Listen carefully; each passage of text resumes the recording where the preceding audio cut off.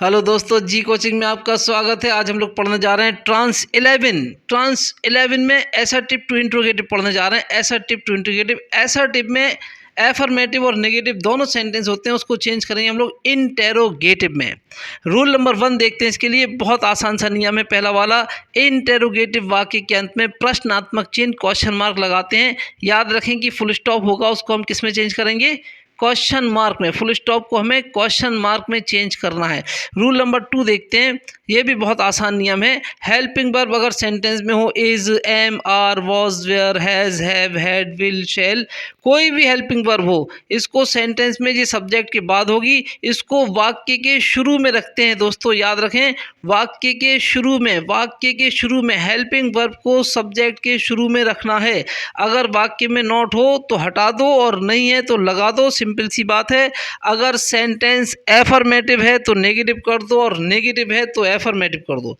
चलिए इसका एसर्टिव का सेंटेंस देखते हैं। एग्जांपल में, Tagore was a great poet. इसमें देखो वॉज हेल्पिंग वर्ब आ गई। ये वॉज हेल्पिंग वर्ब को हम टैगोर यानी सब्जेक्ट से पहले रखेंगे। क्योंकि सेंटेंस में नॉट नहीं है इसलिए हम टैगोर के बाद इसमें नॉट भी रखेंगे। Tagore was a great poet, Tagore एक महान कवि थे। सेंटेंस को इंट्रोगेटिव बनाए तो बना was Tagore not a great poet. क्या टैगोर महान कवि नहीं थे? ये क्वेश्चन मार्क आखिरी में लग गया। तो सेंटेंस आपने जो है क्या किया, हेल्पिंग वर्ब को शुरू में रखा और सेंटेंस में नॉट नहीं था तो आपने लगा दिया। अगला वाला इसका नियम अगला वाला सेंटेंस देखते हैं, उससे और बात समझ में आएगी। एग्जाम्पल खूब दिए हुए हैं, इससे आपको जो है बहुत आसानी से सारी चीज़ें समझ में आएंगी। अगला वाला एग्जाम्पल देखते हैं। You will not win the match, तो मैच नहीं जीत पाओगे। यहाँ पर जो विल है ये हेल्पिंग वर्ब है, इसको सब्जेक्ट यू से पहले लाएंगे। सेंटेंस में नॉट है तो देखो इसको हटाया गया, ये क्रॉस का निशान है, नॉट को हटाएंगे। याद रखें, नॉट है तो हटाओ, नहीं है तो लगाओ। तो यहाँ पर नॉट हटा तो बना क्या, ये will you win the match, क्या तुम मैच जीत लोगे? क्वेश्चन मार्क आखिरी में लगा दिया। एसर्टिव, अगला वाला example, I have not completed my work, मैंने अपना कार्य पूरा नहीं किया। इस सेंटेंस को इंटेरोगेटिव बनाने के लिए हैव को आई से पहले रखेंगे और सेंटेंस का नॉट हटा देंगे। Have I completed my work, क्या मैंने अपना कार्य पूरा कर लिया? तो बात आपकी समझ में आ गई। हेल्पिंग वर्ब को शुरू में लगाओ, सेंटेंस को एफर्मेटिव से नेगेटिव या नेगेटिव से एफर्मेटिव में बदल दो। ऐसे ही रूल नंबर 3 है। तो रूल नंबर 3 में modal can, could, may, might, would, should, must, ought आदि, ये कुछ भी हो तो इसको भी हम क्या करेंगे, हेल्पिंग वर्ब की तरह बिल्कुल शुरू में रखेंगे, सब्जेक्ट से पहले बिल्कुल शुरू में रखेंगे। वही बात इसमें भी है, नॉट हो तो हटाओ, नहीं हो तो लगाओ। एसर्टिव का सेंटेंस देखते हैं। Sudhir can not jump in the river, Sudhir नदी में छलांग नहीं लगा सकता। इस सेंटेंस में मॉडल कैन आया तो इसको सुधीर से पहले रखा, सब्जेक्ट के बिल्कुल शुरू में, और नॉट को सेंटेंस से हटा दिया, आखिरी में क्वेश्चन मार्क रखा। Can Sudhir jump in the river, क्या सुधीर नदी में कूद सकता है? चलिए अगला एग्जाम्पल देखते हैं। You should read your books, इसमें नॉट नहीं आया तो शुड को पहले रखा और यू के बाद नॉट लगा दिया। तो you should read your books, तो सेंटेंस क्या बना इसका, ये जो शुड है ये शुरू में आ गया और ये जो नॉट है इसमें हमने नॉट लगा दिया क्योंकि सेंटेंस में अकेला शुड था। तो ये बना should you not read your books. तो बात समझ में आ गई। रूल नंबर 3 और 4 तो लगभग, रूल नंबर 2 और 3 तो लगभग जैसे हैं। रूल नंबर 4 पर आते हैं हम लोग। रूल नंबर 4 हमसे कह रहा है, अगर वाक्य में do not, does not, did not हो तो क्या करेंगे, डू, डज, डिड को शुरू में रखेंगे और नॉट हटा देंगे। बहुत आसानी से सेंटेंस समझ में आएगा। ये एसर्टिव का सेंटेंस देखते हैं। They do not play chess, इसमें डू को सेंटेंस के शुरू में रखा और नॉट हटा दिया। Do they play chess, they chess यानी शतरंज नहीं खेलते हैं, क्या वे शतरंज खेलते हैं? She does not sing a song, वह गाना नहीं गाती है। Does she sing a song, क्या वह गाना गाती है? I did not write letters, मैं लेटर्स नहीं लिखता हूँ। डिड आई राइट लेटर्स, क्या मैं लेटर्स लिखता हूँ? देखिए इसके आखिरी में क्वेश्चन मार्क लगाना भूल गए हैं तो ये क्वेश्चन मार्क आखिरी में लगेगा। ये क्वेश्चन मार्क लगाइए, तो सेंटेंस के आखिरी में हमें क्वेश्चन मार्क भी लगाना होगा।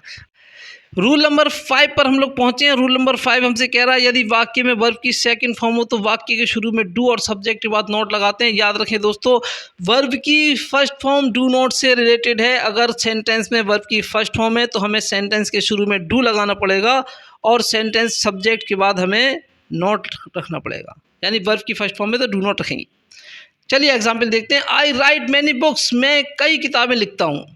राइट वर्ब की फर्स्ट फॉर्म में डू शुरू में लाओ, आई के बाद नॉट लगाओ, क्या बना? Do I not right many books, क्या मैं कई किताबें नहीं लिखता हूँ। यू ओबे योर पेरेंट्स, तुम अपने अब्बा माँ कहना मानते हो, तो अपने माता पिता कहना मानते हो। ओबे वर्ब की फर्स्ट फॉर्म है, डू शुरू में लगाओ, यू के बाद नॉट लगाओ, क्या बना ये? Do you not obey your parents, क्या तुम अपने माता पिता कहना नहीं मानते हो। तो याद रखें वर्ब की फर्स्ट फॉर्म है तो शुरू में डू लगाओ, सब्जेक्ट के बाद नॉट लगाओ। अगला वाला नियम पर चलते हैं। रूल नंबर 6 ये कह रहा है यदि वाक्य में वर्ब की फर्स्ट फॉर्म में एस या ई एस हो तो वाक्य के शुरू में डज लगाओ और सब्जेक्ट के बाद नॉट लगाओ। यानी अभी वर्ब की फर्स्ट फॉर्म थी तो डू लगाया था और यहाँ वर्ब फर्स्ट में एस या ई एस है तो डज लगाएंगे और वर्ब फर्स्ट में से एस या ई एस हटा देंगे। चलिए देखते हैं example. He plays football with him, वह उसके साथ फुटबॉल खेलता है। यहाँ पर प्लेज में एस लगा हुआ है, ये एस हटेगा और इसकी वजह से शुरू में डज आएगा और सब्जेक्ट के बाद नॉट आएगा। He plays football with him, does he not play football with him. Sunil laughs at others, Sunil दूसरों पर हंसता है। इसमें देखो ई एस लगा हुआ है, ई एस को हटाएंगे तो शुरू में डज लगेगा, सुनील के बाद नॉट लगाएंगे। Does Sunil not laugh at others, क्या सुनील दूसरों पर नहीं हंसता है। चलिए इस सेंटेंस को जो है रूल नंबर 7 को देखते हैं हम लोग। रूल नंबर 7 भी कुछ इसी तरीके से है। यदि वाक्य में वर्ब की सेकंड फॉर्म हो तो इसे वर्ब फर्स्ट में बदल देते हैं और वर्ब फर्स्ट में बदलकर शुरू में डिड लगाएंगे और सब्जेक्ट के बाद नॉट लगाएंगे। तो दोस्तों याद रखें वर्ब की फर्स्ट फॉर्म में तो शुरू में डू, सब्जेक्ट के बाद नॉट। वर्ब की फर्स्ट फॉर्म में ऐसे ही ऐसे तो शुरू में डज, सब्जेक्ट के बाद नॉट। और वर्ब की सेकंड फॉर्म है तो शुरू में आप डिड लगाएंगे, सब्जेक्ट के बाद नॉट और वर्ब की सेकंड फॉर्म को वर्ब की फर्स्ट फॉर्म में बदल देंगे।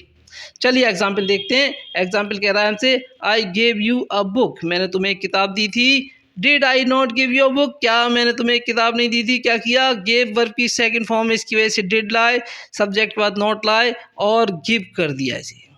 गेव को गिव यानी वर्ब की फर्स्ट फॉर्म में बदल दिया। अगला सेंटेंस देखते हैं। He bought a smart watch, उसने स्मार्ट वॉच खरीदी। बॉट वर्ब की सेकंड फॉर्म है, इसको हम बाय यानी वर्ब की फर्स्ट फॉर्म में बदल देंगे और शुरू में डिड और सब्जेक्ट के बाद नॉट लगाएंगे। Did he not buy a smart watch, क्या उसने स्मार्ट वॉच नहीं खरीदी। अब इसके बाद रूल नंबर 8 पर चलते हैं हम लोग। Rule number 8 very very easy, बहुत आसानी से आपकी समझ में आ जाएगा। इसमें क्या दिया हुआ है? No one, none, nobody. Sentence के शुरू में हो तो क्या करो, इनकी जगह WHO हु लगा दो। हु यानी कौन। तो सेंटेंस क्या कह रहा है हमसे? नो वन नोज यू, तुम्हें कोई नहीं जानता है। हु नोज यू, तुम्हें कौन जानता है। Nobody wants to die, कोई मरना नहीं चाहता है। Who wants to die, कौन मरना चाहता है। None can touch the sky, कोई आसमान को नहीं छू सकता। Who can touch the sky, कौन आसमान को छू सकता है। इन सेंटेंसेस को ऐसे ही बना सकते हैं कि कैन को शुरू में लाओ और इसको एनीवन में बदल के can anyone touch the sky ऐसे ही बना सकते हैं। चलिए अब हम लोग रूल नंबर 9 पर चलते हैं। रूल नंबर 9 हमसे कह रहा है कि हेल्पिंग वर्ब को शुरू में रखो। हेल्पिंग वर्ब को आपने शुरू में अगर रख दिया तो एनी को नो में बदल दो, नो को एनी में बदल दो, ऑलवेज को एवर में, ऑलवेज एवर को नेवर में या नेवर को ऑलवेज में बदल दो। यानी जो भी एफर्मेटिव है उसको नेगेटिव करना है, जो नेगेटिव उसको एफर्मेटिव करना है। चलिए एग्जाम्पल से बात समझ में आएगी। She will never forget you, वह तुम्हें कभी नहीं भूलेगी। इसमें नेवर आ गया तो इसमें विल को हमने शुरू में रख दिया। Will she ever forget you, क्या वह तुम्हें कभी भूल पाएगी। शी हैड नो मनी, उसके पास कोई पैसा नहीं था। हैड को शुरू में लाए, नो को हटा दिया, एनी बदल दिया। हैड शी एनी मनी, क्या उसके पास कोई पैसा था। आखिरी में क्वेश्चन मार्क लगाना ना भूलें। अगला वाला रूल नंबर 10 देखते हैं हम लोग। रूल नंबर 10 क्या कह रहा है? एवरीबडी, एवरीवन और वर्ब की साथ में क्या हो? वर्ब फर्स्ट में ऐसे ही एस हो। एवरीबडी, एवरीवन और साथ में वर्ब फर्स्ट में ऐसे ही एस हो तो इन सबको who does not plus verb first में बदलते हैं। क्या करते हैं इन सबको? Who does not plus verb first में बदलते हैं। चलिए सेंटेंस को देखते हैं एग्जाम्पल को। Everybody likes to become rich, हर कोई अमीर बनना चाहता है। यहाँ पर देखिए क्या आया? एवरीबडी के साथ लाइक्स, इस पूरे की जगह लगाएंगे who does not like to become rich. Who does not like to become rich, अमीर बनना कौन नहीं चाहता है। एवरीवन वांट्स फ्रीडम, हर कोई स्वतंत्रता चाहता है। तो इसमें क्या किया? एवरीवन वांट्स को किसमें बदला? Who does not want freedom, कौन स्वतंत्रता नहीं चाहता है। इसको ऐसे भी बना सकते हैं सेंटेंस को कि डज को शुरू में लेकर आएँ और ये जो एवरीवन है इसको रखा रहने और वांट्स को किसमें? नॉट वांट में बदलकर आगे बढ़ें। ऐसे ही बना सकते हैं इसको। चलिए रूल नंबर 11 पे चलते हैं हम लोग। रूल नंबर 11 ये और भी आसान है। इट इज़ नो गुड को व्हाट गुड में बदलते हैं। रूल नंबर 11 क्या कह रहा है? इट इज़ नो गुड को व्हाट गुड में बदलते हैं। सेंटेंस देखते हैं। It is no good to help this poor man, उसको इट इज़ नो गुड को किस मतलब व्हाट गुड में और इज इट लगा दिया, इज पहले कर दिया, इट बाद में कर दिया। What good is it to help this poor man? It is no good to help a mean man. What good is it to help a mean man? तो क्या करना है? इट इज़ नो गुड है तो उसको what good में बदल दो और साथ में इज इट लगा दो। फिर इसके बाद रूल नंबर 12 को देखते हैं।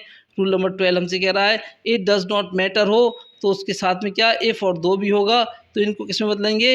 इट डज़ नॉट मैटर को इट डज़ नॉट मैटर को व्हाट में बदलेंगे, इफ़ या दो में से किसी एक को रखेंगे। इट डज़ नॉट मैटर दो द गेम बी लॉस्ट, कोई बात नहीं, कोई मामला नहीं अगर गेम हार गए तो। क्या ना व्हाट दो द गेम बी लॉस्ट, तो क्या हुआ अगर हम गेम हार गए तो क्या किया यहाँ पर? इट डज़ नॉट मैटर को, ये जो इट डज़ नॉट मैटर है, ये इट डज़ नॉट मैटर है जो जितना भी, इस सारे के सारे को हमने किस में बदल दिया? व्हाट में बदल दिया। ऐसे ये दिया हुआ है इट डज़ नॉट मैटर दिया हुआ है, इसको किस में बदल दिया? इसको भी व्हाट में बदल दिया। इट डज़ नॉट मैटर को हमें व्हाट में बदलना है। चलिए ये आपकी सेंटेंस समझ में आ गए। रूल नंबर 11 भी हो गया, 12 भी हो गया। अब ये रूल नंबर 13 होने जा रहा है। रूल नंबर 13 हमसे कह रहा है इट इज़ फुलिशनेस या इट इज़ एक्सट्रीमली फुलिश को इट इज़ फुलिशनेस या इट इज़ एक्सट्रीमली फुलिश को वाई में बदलते हैं। कभी इसमें टू रखा जाता है और कभी टू नहीं रखा जाता है। चलिए देखते हैं सेंटेंस में। It is foolishness to get up late, बेवकूफ़ी है देरी करना। Why to get up late, क्यों देरी की जाए। It is extremely foolish to waste time in reading trash, ख़राब चीज़ें पढ़ने में अपना टाइम क्यों बर्बाद किया जाए। बेवकूफ़ी है तो इट इज़ एक्सट्रीमली फूलिश को किस में बदल दिया? वाई में, इसमें टू नहीं लगाएंगे। Waste time, why waste time in reading trash, तो जब टाइम की बात आएगी तो उसमें टू नहीं लगाएंगे। तो बात समझ में आ गई। चलिए रूल नंबर 14 पर चलते हैं हम लोग। रूल नंबर 14 हमसे क्या कह रहा है? इफ़ से शुरू वाक्य में कॉमे के बाद वाले वाक्य को इंट्रोगेटिव में बनाते हैं। यानी सेंटेंस तो पूरा है मगर कॉमे के बाद सेंटेंस होगा उसको चेंज करेंगे हम। If you respect your elders, अगर तुम अपने बड़ों का आदर करते हो, दे विल लव यू, वे तुम्हें प्यार करेंगे। दे विल लव यू को चेंज करेंगे, विल को दे से पहले लाएंगे और उसमें नॉट भी लगाएंगे। If you respect your elders will they not love you, यानी सेंटेंस तो बिल्कुल पहली नियम जैसा बनाना है। सिर्फ करना यह है कि कॉमे के बाद वाले सेंटेंस को हमें इंट्रोगेटिव करना है। फिर रूल नंबर 15 पर आ गए। ये कह रहा है इंपरेटिव वाक्य डोंट से शुरू है या डू नॉट से शुरू है तो क्या करो? इस डू नॉट या डोंट की जगह वाई रख दो, सेंटेंस बन जाएगा। Don't waste time playing cards, card खेल में टाइम क्यों वेस्ट किया जाए। Why waste time playing cards, तो यहाँ पे डोंट को हटाकर वाई रख दिया गया। तो उम्मीद है कि आपको जो है ऐसा टिप्स से इंट्रोगेटिव समझ में आए होंगे। चलिए एंजॉय करते हैं, इसको याद करें नोट करके।